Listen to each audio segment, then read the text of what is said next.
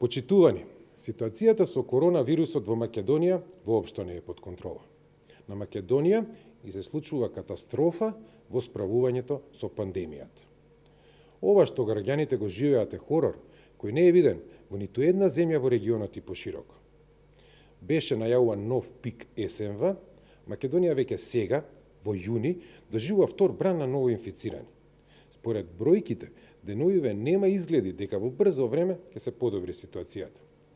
Граѓаните се соочуваат со последиците од несоодветните политики превземени од надлежните во справувањето со кризата. И додека има се повеќе болни, расте за жал и бројот на починати. Политичарите кои си во изолација велат, ситуацијата е нормална. Многу е видливо, многу е јасно дека ситуацијата не е нормална. Жално е за граѓаните, а срамота за надлежните ова што се случува. Доколку медицината и професионализмот не ја превземат палката, ќе продолжи да расте бројот на новозаболени, ќе броиме починати лица. Ова што се случува, ова што се превзема во справувањето со ситуацијата излегува од гранките на медицината. Станува збор за политика, што е недозволиво во ваква ситуација.